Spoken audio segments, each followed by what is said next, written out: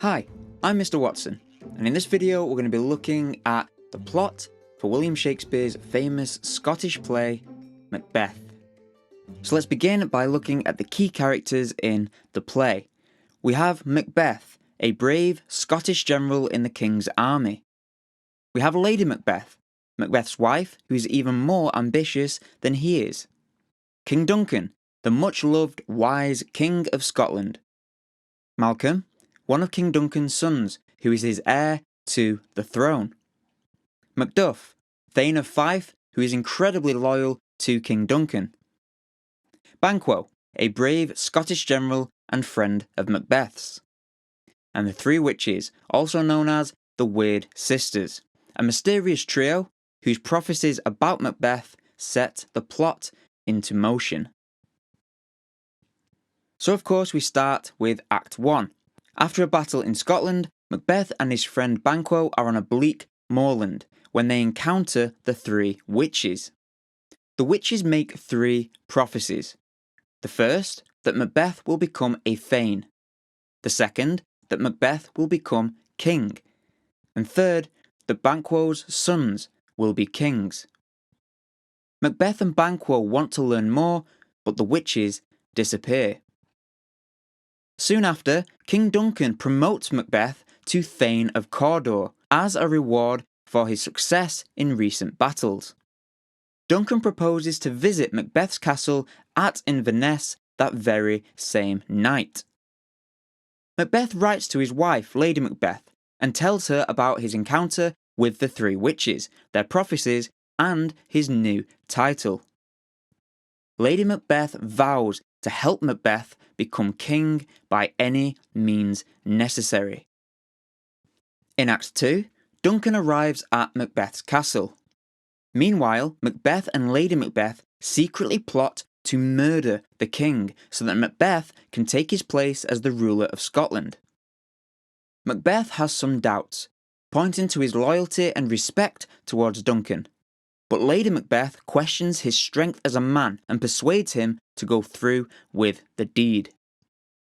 Lady Macbeth gives Duncan's guards drugged wine so that Macbeth can sneak past them and murder the king. He regrets this almost immediately and even forgets to leave the daggers beside Duncan's body, as had been agreed. Lady Macbeth reassures him, and she takes the daggers back to the scene of the crime so that they can frame Duncan's guards for the murder.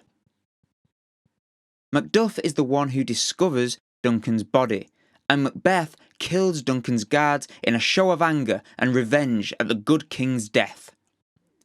Duncan's sons, Malcolm and Donalbain, flee Scotland for their own safety, as they are also accused of being involved in their father's murder. Macbeth becomes King of Scotland. In Act 3, Macbeth grows concerned about the prophecy that the witches told him about Banquo's descendants becoming king.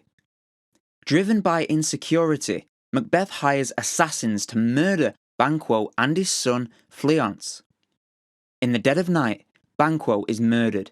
However, Fleance manages to escape from the assassins. At his state banquet, Macbeth sees Banquo's ghost.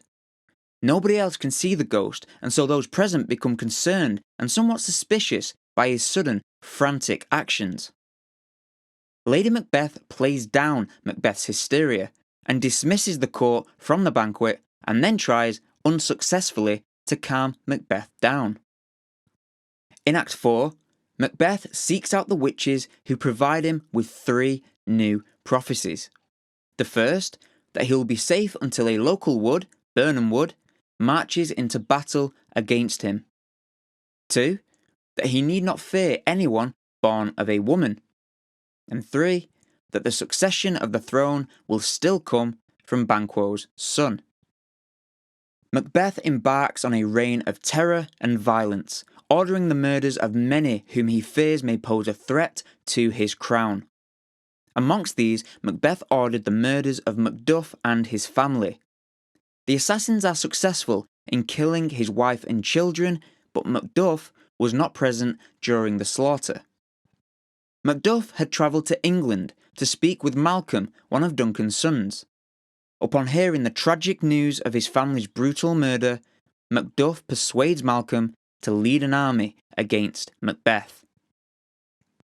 In Act 5, the final act of the play, Macbeth feels safe at his castle in Dunsinane, knowing that it would be impossible for Birnam Wood to march on him, and equally as impossible for someone to attack him who was not born of a woman. However, this sense of security is shattered when Macbeth is told that Birnam Wood is in fact moving towards his castle. In reality, Malcolm's army is using branches as camouflage, creating the impression that the whole wood is moving. Meanwhile, Lady Macbeth, who is consumed by guilt, is caught sleepwalking by one of the servants and a doctor. Unable to deal with this immense feeling of guilt and driven to madness, Lady Macbeth commits suicide. As the final battle begins, Macbeth is informed of Lady Macbeth's death and mourns the death of his wife. Macduff faces Macbeth on the battlefield and challenges him directly. Macbeth learns that Macduff was born of a caesarean, a birth that was considered to not be of a woman.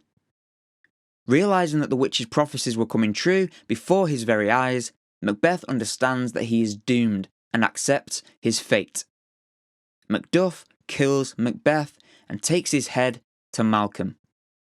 Malcolm declares peace across Scotland and is crowned king.